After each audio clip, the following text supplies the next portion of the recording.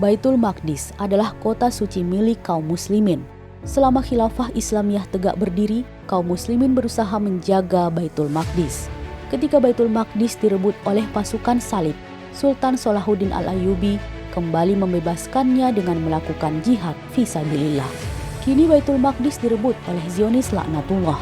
Namun, kaum muslimin hanya bisa diam menyaksikannya. Tak satupun negeri muslim mengirimkan tentaranya untuk melakukan jihad fisabilillah. Bagaimana tanggapan para muslimah peserta aksi bela Palestina? Mari kita simak wawancaranya.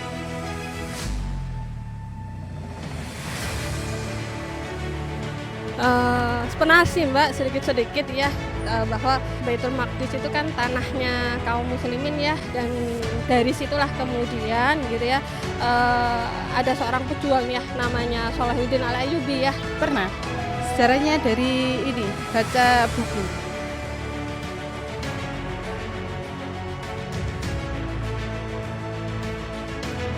Yang pertama gitu ya, karena Baitul Maqdis itu kan tanahnya kaum muslimin ya. Kenapa tanahnya kaum muslimin gitu? Karena dulu ketika sistem pemerintahan Islam gitu ya, itu kan sudah menjadi atau sudah masuk ke dalam wilayahnya kaum muslimin gitu. Sehingga disitulah kemudian ketika itu diambil alih oleh kaum yang lain, maka menjadi kewajiban ya bagi kita kaum muslimin untuk merebutnya kembali seperti itu. Nah, kenapa dengan aktivitas jihad gitu ya? Ketika jihad itu kan nggak bisa dilakukan secara langsung begitu saja gitu ya, tapi di sana ada awalannya dulu.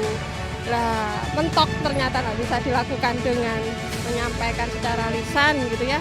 Maka disitulah kemudian aktivitas jihad yang menggunakan kekuatan fisik itu yang kemudian dilakukan oleh Salahuddin Al-Ayyubi.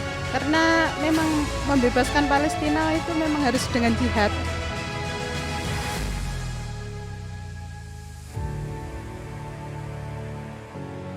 Ya harus ya. Kenapa itu harus gitu ya?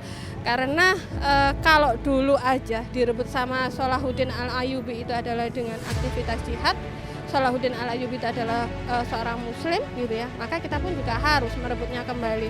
Cuma gitu ya, untuk saat ini mungkin heroiknya Salahuddin Al-Ayyubi gitu bentuknya lain kali ya gitu, karena dulu kalau Salahuddin Al-Ayyubi gitu ya itu punya tentara ya kan, punya pasukan. Kalau kita nggak bisa seperti itu gitu kan. Maka yang harus kita lakukan adalah menyerukan kepada seluruh kaum muslimin, menyampaikan opini ke tengah-tengah umat dengan lisan, tulisan. Iya, memang harus dengan jihad.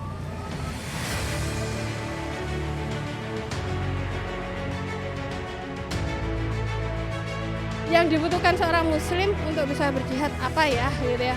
Ya kembali lagi kepada apa yang dicontohkan oleh Rasulullah dulu ya, ketika Rasulullah itu melakukan aktivitas jihad gitu ya, itu kan tidak ada begitu saja gitu, tapi di sana ada sebuah sistem yang meminta, yang mendorong mereka, yang memerintahkan mereka. Apa itu? Yaitu sistem pemerintahan Islam. Dalam hal ini adalah daulah khilafah Islamiyah. Itu yang kemudian perlu untuk kita tegakkan saat ini. Kalau sekarang adakah daulah khilafah Islamiyah? Tidak ada. Maka yuk kita bareng-bareng untuk apa gitu ya, memiliki pemahaman Islam yang sama dalam rangka untuk menegakkan daulah khilafah. Habis itu insya Allah dan pasti Palestina itu akan bisa kita rebut kembali. Kaum muslimin bersatu di seluruh dunia dalam naungan khilafah baru bisa membebaskan Palestina.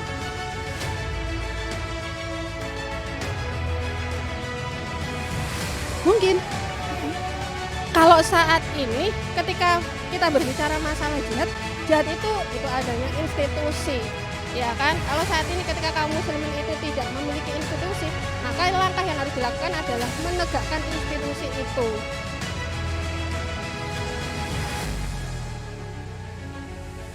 Salah satu langkah real kita gitu ya, saya pribadi adalah dengan kita berjuang bersama-sama umat, menyampaikan ke tengah-tengah umat untuk satu kata, yuk terapkan Islam, tegakkan Islam. Kalau kita masih belum paham bagaimana Islam itu, ya berarti kita harus mengkaji Islam lebih jauh lagi. Berdakwah kepada masyarakat untuk menyadarkan masyarakat agar mereka bersatu dalam naungan khilafah untuk membebaskan Palestina. Pembebasan Baitul Maqdis hanya bisa dilakukan jika umat Islam bersatu di bawah naungan khilafah. Hanya khilafah yang bisa mengirimkan tentaranya untuk melakukan jihad fisabilillah. Untuk itu, penting bagi umat Islam untuk mendakwahkan Islam secara kafah hingga khilafah Islamiyah kembali tegak di muka bumi ini.